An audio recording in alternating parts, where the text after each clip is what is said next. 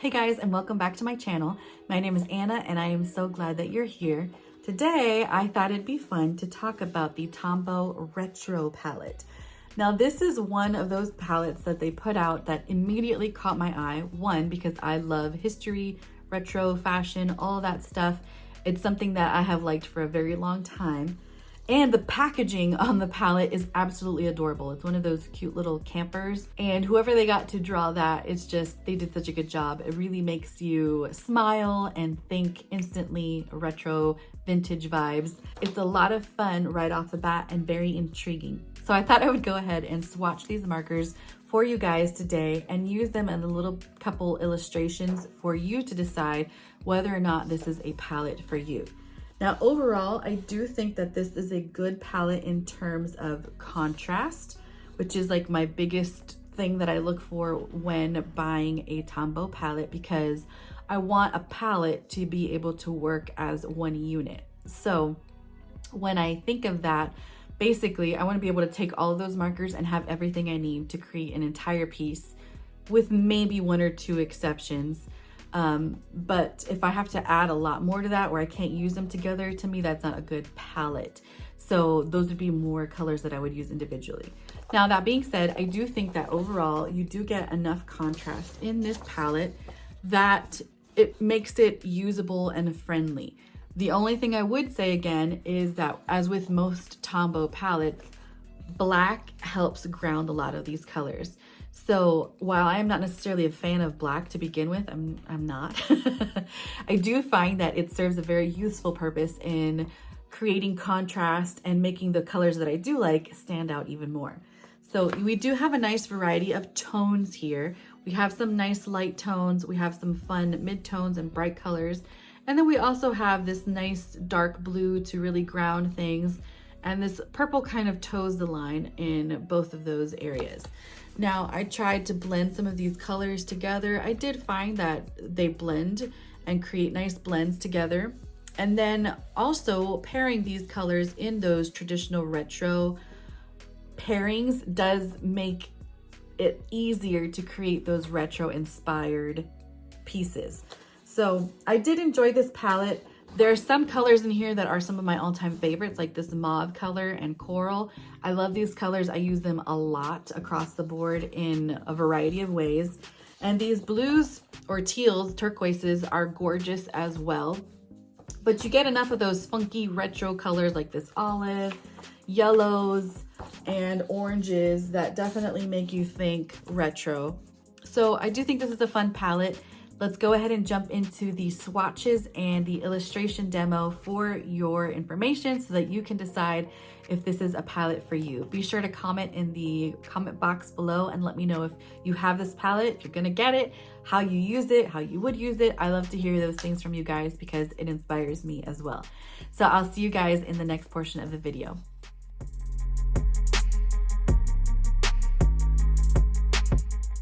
All right, so let's jump into the palette. First off, I think that if you like these kinds of colors, you'll really like this palette as a whole. It does provide, like I said, some of those funky retro colors and some fun pops of color, while also providing you enough contrast to help you get by. So first things first, this is a 10 marker palette, which means you get 10 individual colors, no blender. Usually Tombows blend pretty well with themselves, so it's not always a necessity to have, though it can be nice. The first color is pale yellow and number 062, and it's just the way it sounds. It's a very pale color, which is why I brought it up to the camera so that you could see a little bit more contrast, but it works really well to blend some of those other shades together. Next, we have orange and number 933, and this is also the way it sounds. It's a very run-of-the-mill standard orange that doesn't lean too warm or too cool. Next, we have 817 mauve, and this is one of my personal favorite colors. And I also find that it works really well in this palette as a grounding mid-tone. It provides some nice contrast and helps those other brighter colors pop a little bit more. Next, we have coral and number 873, and this is a really pretty pinky orange kind of shade. I find that it works really well with that mauve and some of those warmer tones. Next we have Carmine in number 845, and this is a very warm, bright red. It works really well with these warm tones that we've been seeing so far, and it provides that classic retro red tone that we see so much of in that time period. Next we have number 665, Purple, and this is a warm leaning purple. You have a lot more red in here than you have blue, and it looks really nice again with the colors as a whole. Next we have Ultramarine in number 555, and this is again what you would think when you hear ultramarine. It's not as purple as some other ultramarines, but I do find that it is a nice color that helps ground some of the other colors and kind of plays the role of the black that would really pair well with some of these colors. It provides that nice deep contrast we need. This next color is Bright Blue in number 403, and it's a really nice darker turquoise color, and this is the more blue leaning of the turquoise colors. Here we have the one that is a bit more in the green direction, and this is Sea Blue in number 373. Both of these are really beautiful turquoises that I find to work really well with each other, and again really pull that palette into the retro direction that we're looking for in something named retro. And last we have Light Olive, which is perfect in terms of the kinds of shades that you think of when you think of retro colors. It looks really good with all of these tones, and again really pulls that palette in the retro direction. So here you have that rapid fire look of the palette as a whole. I do really enjoy all of these colors together. Once again, as with most Tombow palettes, and I feel like they know that, and they just kind of expect you to have that, because it would be boring if you had a black marker in every single palette. I wouldn't like that. But as someone who has lots of these markers, I'm just giving you that recommendation that you are probably going to need a black just to really bump up that contrast. But you can see that the ultramarine does pop with those colors and does help ground it in a lot of ways.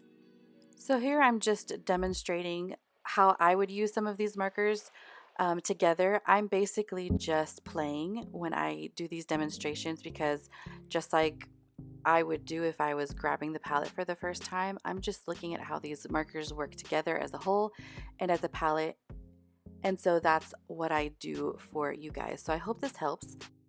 When I look at a palette, I like to pair colors together and see how they work together when you blend them, when you use them in contrasting ways like drop shadows, and that's what you'll see me doing here. I'll also create a few illustrations along the way. Every marker I use is labeled as I use them for your reference purposes.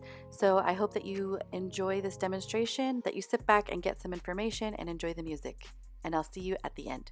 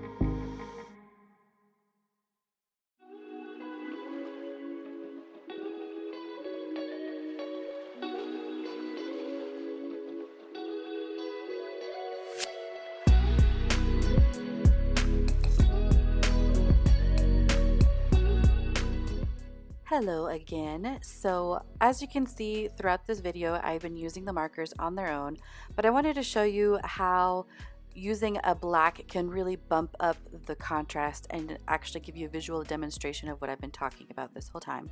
So here I've just grabbed one of my Pigma microns and I'm really messily giving it outlines and details.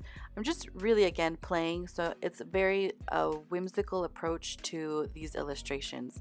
And I think that it really helps, again, make these colors pop even more because you kind of notice them a little bit more now that black has been brought in. So I do definitely recommend this palette. I personally really enjoy these colors. The Tombow quality is there as always. If you like these types of colors, if you really like retro illustrations, I think you'll like this palette as a whole. Again, I would just recommend bringing in a black to really help those colors stand on their own even more. So let me know, do you like this palette? Are you planning to pick it up? Have you picked it up already? What's your favorite color? I love to hear all of those things from you guys. Also, any other reviews or questions you may have for me, please leave them in the comment box below and I will get back to you guys as soon as possible. I hope you have a wonderful day today. Thanks for sitting with me a while. Please be sure to like this video and subscribe. That really helps me as a small YouTuber to know what you guys like and also to be discovered by other people who might find this information helpful. So have a wonderful day and I will see you guys again very soon. Bye.